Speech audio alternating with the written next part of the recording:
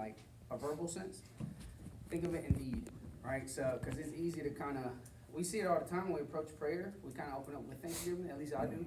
But then the rest of our day is just pessimistic, or we say certain things that aren't necessarily indicative or representative of a thankful person. Does that make sense? So, so it's just a little challenge. Take a little self-inventory as we sort of read here, and then I'll just kind of dive into the text and give a little bit more explanation. Before I read it, let me just say that 19 times, so the word thanks is in the Bible 73 times. 19 of them are in the Psalms. And then 26% of them are commands that say give thanks, right? So it's heavily emphasized in Scripture that we should give thanks. And again, the base question is just like, man, are we really thankful people? So Psalm 116, I'm gonna start in verses 7, and I'm gonna read down to verses 18. It's kind of lengthy, but too long for the devotion later. But just hang with me real quick, all right? So it says, verse 7, if you're there, if not, it's okay. It says, return, O my soul, to your rest, for the Lord has dealt bountifully with you. For you have delivered my soul from death, my eyes from tears, and my feet from stumbling.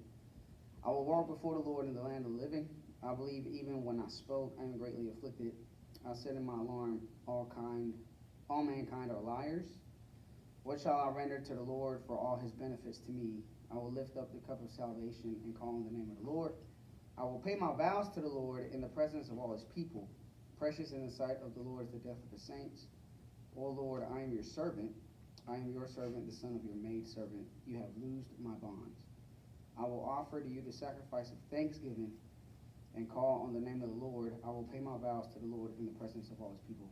So what we have here is like the psalmist, David, right, writing this psalm, and he's saying that you've delivered my soul. And one of the things that I talked about before when I did chapel was the application of salvation in the Old Testament was a lot more immediate in terms of like, hey, I'm about to die. Can you please deliver me, right? In this side of the cross, right, the idea of salvation is a lot more eternal, right? It doesn't necessarily deal primarily with our physical being. It deals more with our eternal well-being, right? Our being with the Lord. So here we have this action where the Lord has delivered the psalmist here, and now there's a response, right? There's this sort of action that follows where he says, I will offer up the sacrifice of thanksgiving. And one of the things that I've really taken into account lately is the reality of what that sacrifice is, because the way I've sort of come to define it now is that if I have this command from the Lord and there is something that brings a contention to my immediate obedience, that thing is of great value to me, right? So for example, if the Lord tells me, hey, you should do, let's just say X, Y, and Z, and immediately I think of 2 or 3 things that sort of bring an opposition to me immediately following that, that one particular thing is of very great value to me. One of the main things that happens to pop up in my mind when I feel the leading of the Lord is my family, for example, right? And in that regard, here comes this action that follows where because of the Lord and what he's done, now there's this offering of sacrifice that is indicative of my thanksgiving. Does that make sense, guys? So it's not so much that he's saying, man, I will offer up a sacrifice of verbal thanksgiving, and that's as far as I'm going to go.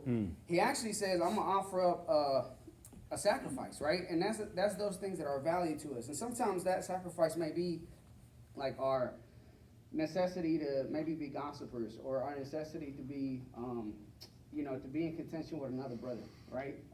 Maybe we really relish in that for a second. We feel like we won that argument. And for me, just thinking to myself, it's like a lot of times in my marriage, right? Like, how do I offer up thanksgiving or offer up a sacrifice of thanksgiving in my marriage when there is contention in the marriage, when there is maybe friction? Is it more thankful of me to keep my mouth shut than to respond the way that maybe my wife is responding, and so on, right? So what I'm asking here, when I opened up, I said, are we just thankful in word, or are we thankful in deed?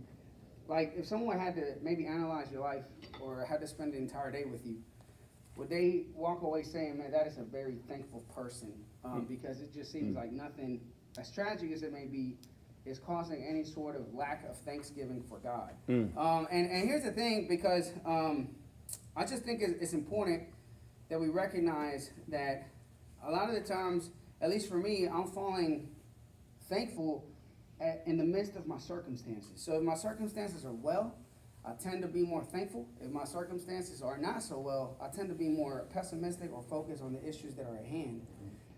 So what I've really been challenged to do lately in my walk is just to sort of exit circumstance. And what I mean by that is like, I need to find a place where I'm content at all times. And I'm not beginning to sort of like relax or relax on those circumstances too much, right? Like, you know, you have a chair and you have a backrest and you're using it, right? We're just sort of leaning on it. But I think that backrest sometimes is our circumstances, and they sort of dictate how well we're walking and how thankful we are. So I try to always focus on something that is like unchanging, that is, you know, perpetual and continual, and that's always the cross, right? That's that word of salvation that came up here. So I think, just to give you a quick story, I recently got an Echelon bike, and I was telling Corey got one too, because he wants to be like me. No, I'm kidding. But anyway, so I got an Echelon bike, and if you guys know what that is, it's like a smart spin bike. It's got like a little monitor. And I've done a couple spin classes on there, and they're off the chain. They're pretty good. But the coaches are always sort of motivating towards these future things. You know what I mean? Like, they're always like, man, what you did today is going to pay off tomorrow. And there's always this like future thing. But I haven't, so far as I've done this cycle stuff, I haven't, neither one of them tethered the motivation to something that's already happened. And the thing is, I think in our Christian walk, the cross is really what allows the motivation for the hope that we have towards the future. Wow. But a lot of the times we forget about the past. You know what I'm saying? We're sort of focused in the present circumstance, that we don't really remove ourselves from that and even look at the reality or what was the catalyst to us having those blessings. Does that make sense?